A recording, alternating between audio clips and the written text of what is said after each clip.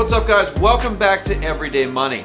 Now, about a week or two ago, I put out a video where I said that holding money in savings is losing you money to inflation every year, and that is the truth. Over time, on average, inflation is going to eat up about 3% of the buying power of any money that you have that's not invested, that's just laying around in savings historically.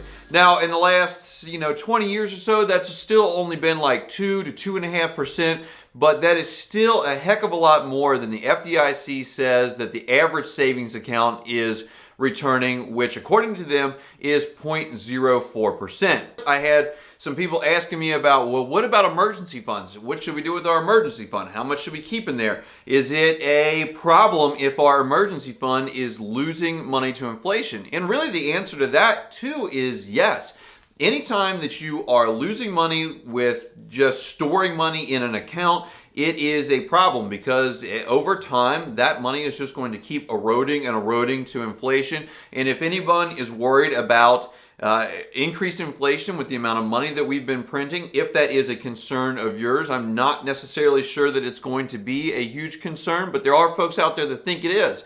And if that is your concern, then yes, having that money in your emergency fund, losing money to inflation is a big deal. Now, there are some accounts out there, that some high yield, typically checking accounts, that can provide higher levels of return than a 0.04%, or I've seen some of the larger returning savings accounts offering like 0.35 or 0.5%, but still that's way under the rate of any inflation of almost any year. And some of these higher interest checking accounts can provide 2 to 4% interest on your money, but they usually come with some sort of terms such as you have to have so many deposits, you have to have so many transactions using a debit card. There is usually some reason why they give you these returns, and there's some terms that go along with it. So that may not work for everyone, especially if they want to have their emergency fund money kind of off to the side and away from their daily churn of their income and outgo. But those rates, those 2 to 4%, they will meet or maybe slightly even exceed inflation, so that is a reasonably safe place to put your money. But here at Everyday Money, one of the things that I always tell you when I ask you to subscribe, and I do ask you to subscribe and smash that like button for the YouTube algorithm because that really helps out. But I always say that one of the reasons to subscribe is to grow your wealth. And not keeping up with inflation only, because that doesn't grow your wealth whatsoever. It just keeps you pretty much at zero. So today what I want to talk about is how you can use a credit card as an emergency fund to be able to keep your money invested and working for you and still retain the safety of that emergency fund.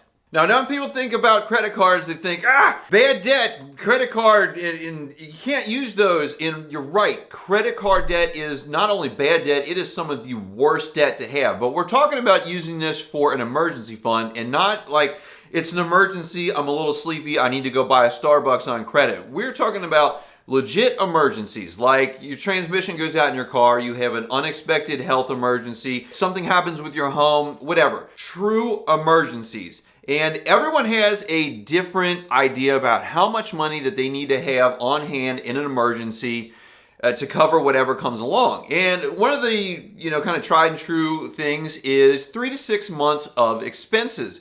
Now, some people will even be out to 12 months of expenses, 18 months of expenses, but that is a lot of money to just have hanging out, just laying around in a savings account, getting eaten up by inflation. For example, if you have $5,000 of monthly expenses and you have 3 to 6 months of that saved up, you're looking at $15,000 to $30,000 total that is saved up, that is just over here on the side, which at a typical rate of return in the stock market of 10%, it would be returning between $1,500 and $3,000 a month.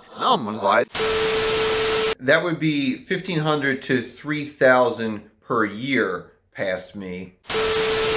Now, if you run that out to 12 months, you have $60,000, which is $6,000 or $500 a month that you are giving up in investment returns in order to have that security blanket. And if that is what makes you feel safe, and if that is what keeps you able to sleep at night, then that is fine. There's nothing wrong with that, but you are losing about $500 a month on average to inflation if you would have 12 months at $5,000 a month of expenses saved up. Not only are you losing that increase in return from having it in the market, but that money is also now losing somewhere between 2 and 3.5% to inflation every year. So you're kind of getting a double whammy of not making the returns and also having the value of those dollars go down.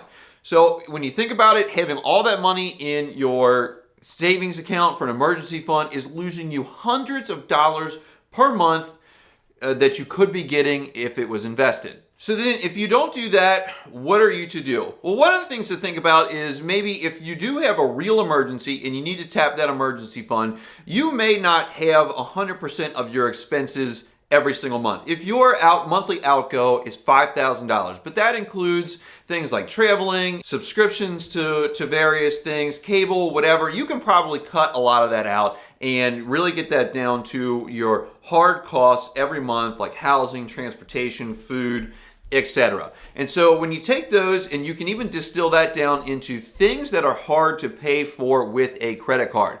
And those are usually things like mortgage payments, car payments, and other installment loan type of things. A lot of times they don't allow you to use credit cards to pay those items because they have high processing fees, like 1.5% to 3%. If a mortgage company did that with all of the payments coming in, I'm sure that the cost of that would be in the millions or billions of dollars. Now you can get around that by having cash advances, but that also has a very high cost to you to get that cash advance. So what I like to do is figure up how much of my expenses every month are hard to pay with credit card items. For me, that is only my mortgage of about $1,300, and I am comfortable with about 3 months of cash on hand for emergencies. The way I figure that is with 3 months and grace periods for those different items, that really gives me about 4 months to figure out exactly what I'm going to do or to get money out of other investments to cover these costs long term. But for just those initial 1 or 2 months, you probably will want to have that amount in cash in a savings account of some sort or some sort of low yield checking account that you can meet those terms and have on hand to pay that immediately. So then take the rest of that money that you would be setting aside in your emergency fund for things like food and utilities and other stuff that's more easily paid on a credit card, and get that invested into easily liquidatable assets such as stocks, ETFs, mutual funds, things of that nature, where with a click of a button you can get that money within 1 or 2 days. The rest of those items you can then use a credit card to pay for, and you can get a relatively high limit credit card, and that depends on your expenses, who you are. That could be $5, $10, $20, $50,000 or whatever that you can use to immediately pay for the items that you need. Because credit cards are actually great tools for instantaneous liquidity when you need something at a moment's notice. Like, for example, if you're on a trip and the transmission goes out in your car, you can just pay for that with a credit card if you have one with a high enough limit. They are very useful tools if you can use them responsibly and pay them off before the end of the month when you would start getting hit with interest charges. And so if you do need to use one of these credit cards for some sort of emergency, be it whatever it is, you can easily then liquidate your holdings in the stocks or easily liquidatable assets in order to cover the credit card costs. Now, if you have your emergency funds, so to speak, in stocks and equities, you have to think about how much risk you're willing to take on for volatility in the stock market. For example, it would be bad if you had to do, for some reason, $20,000 of emergency funds on a credit card and you only had $20,000 invested in the stock market and it went down by 50% that day if there was some sort of massive market crash. So you have to decide how much you have in the markets versus how much you're comfortable putting on a credit card. For example, for me, I feel like a 50% crash is about the worst that I realistically think will happen in my lifetime. So if I had $20,000 of limit on a credit card that I wanted to use for emergency funds, I would need at least $40,000 invested in the stock markets for a worst case scenario for it to lose 50% of its value and me still be able to cover 100% of the limit of that credit card. Now, if you were thinking something like a 75% loss, if you had that same $20,000 credit card limit and you wanted to make sure that you could always cover it, you would need $80,000 invested in the markets.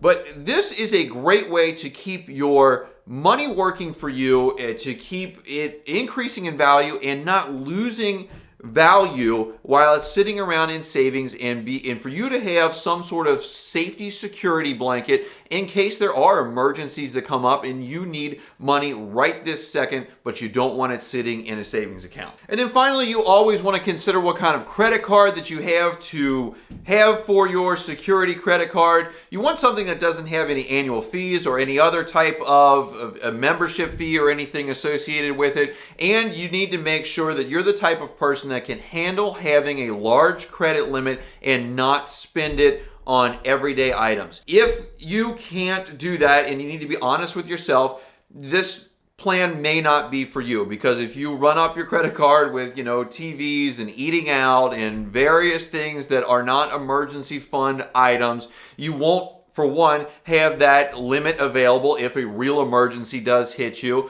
And then two, you will be stuck with credit card debt, which is, in my opinion, one of the worst types of debt to have. You want to make sure that you can only use this for emergencies and that you have a sufficient amount of funds invested that in a worst case scenario for what you think is most likely in a market crash, you would still have enough money invested in the markets to cover your emergency fund credit card at a moment's notice. Guys, if you feel like this video has helped you out, be sure to give it a big thumbs up for me. That really helps me out in the YouTube algorithm. If you haven't subscribed to this channel yet, hit that subscribe button down there to grow your wealth, increase your success, and put you on the road to financial freedom.